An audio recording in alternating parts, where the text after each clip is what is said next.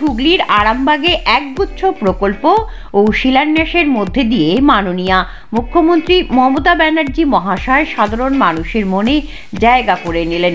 হুগলি আরামবাগে মাননীয়া মুখ্যমন্ত্রীকে ধন্যবাদ জ্ঞাপন সভায় উপস্থিত ছিলেন শ্রীরামপুরের কল্যাণ ব্যানার্জি মহাশয়, অভিনেতা দেব এবং অন্যান্য তৃণমূল কর্মীর শীর্ষ পদাধিকারীরা।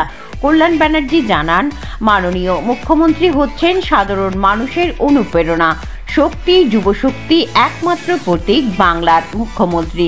দেব জানান, কেন্দ্রীয় সরকারকে বহুবার বলার পরেও এই 10 বছরে ঘাটাল মাস্টার প্ল্যানের অনুমতি পাওয়া যায়নি।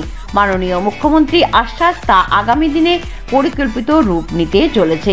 অবশেষে মুখ্যমন্ত্রীর বক্তব্য, লক্ষ্মী ভাণ্ডার, স্বাস্থ্যসাথী, সবুজ সাথী এবং এবছরে যে নতুন সমুদ্র সাথী, কিষাণ মান্ডি, স্টুডেন্ট ক্রেডিট কার্ড সমব্যথী আরও বহু প্রকল্পের কথা তুলে ধরেন। এই মঞ্চ থেকেই ঘাটাল মাস্টার প্ল্যান তৎসহ বহু নতুন লগ্নিকরণের কথা তিনি জানান। আরও বিস্তারিত জানতে চোখ রাখুন আমার বাংলার পর্দায়।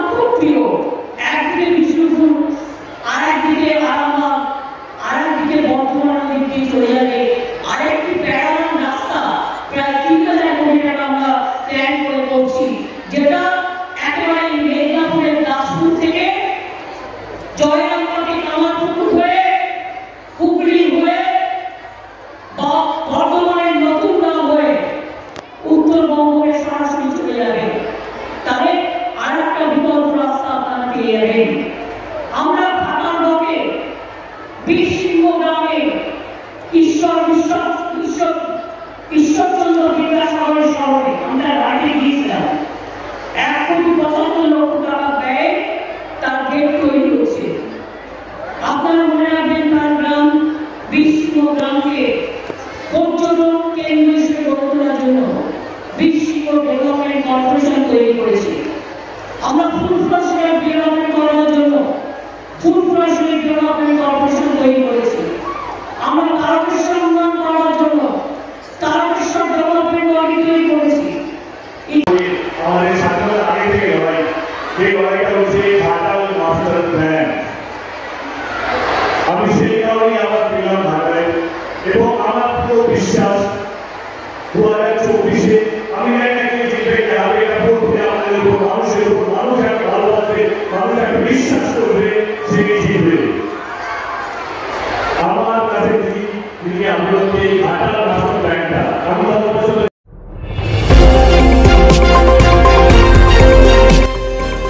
আমার বাংলা, সঙ্গে থাকুন, সঙ্গে রাখুন। আমার বাংলা।